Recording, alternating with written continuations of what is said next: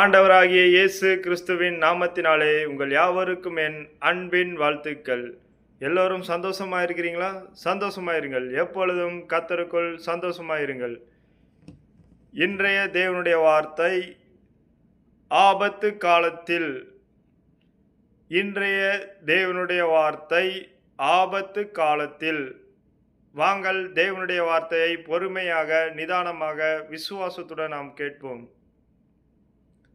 ஆபத்து காலத்தில் என்னை நோக்கி கூப்பிடு, நான் உன்னை விடுவிப்பேன், நீ என்னை மகிமைப்படுத்துவாய். சங்கீதம் 50:15 இன்றைய தேவனுடைய வார்த்தை என்ன சொல்கிறது என்றால், ஆபத்து காலத்தில் என்னை நோக்கி கூப்பிடு என்று தேவனுடைய வார்த்தை சொல்கிறது.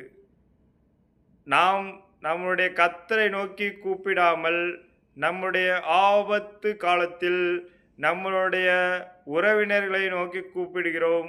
நாம் மனிதர்களை நோக்கி கூப்பிடுகிறோம். நாம் அநேகருக்கு நிறைய உதவிகள் செய்திருக்கோமே, நம்முடைய ஆபத்து காலத்தில் உதவி செய்ய வரவில்லை என்று நாம் ஒவ்வொரு மனிதரையும், ஒவ்வொரு உறவினர்களையும், கூட பிறந்த சகோதர சகோதரிகளையும் நினைத்து நாம் கலங்கி கொண்டிருக்கிறோம், தவித்து கொண்டிருக்கிறோம்.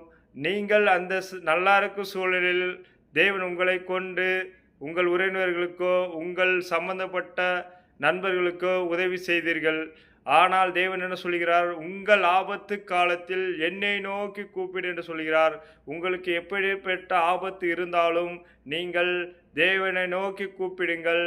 தேவன் உங்களுக்கு எந்த விதமான ஆபத்துகள் இருந்தாலும் அவற்றை எல்லாவற்றிலும் இருந்து உங்களை விடுவிப்பார். விசுவாசிக்கிறவர்கள் ஆமென் என்று கருத்துக்களை பதிவு பண்ணுங்கள். தேவனுடைய வார்த்தை உண்மையும் சத்தியம் உள்ள வார்த்தை. நீங்கள் உங்களுக்கு எவ்வேற்பட்ட ஆபத்துகள், கடன் என்ற ஆபத்துகள், எதை குறித்து பயந்து கொண்டிருக்கிற ஆபத்துகள், வியாதி என்ற ஆபத்துகள் எதுவாக இருந்தாலும் நீங்கள் தேவனை நோக்கி கூப்பிடும்போது தேவன் எல்லா ஆபத்திலிருந்து உங்களை விடுவிப்பார். விசுவாசிக்கிறவர்கள் ஆமென் என்ற கருத்துக்களை பதிவு பண்ணுங்கள்.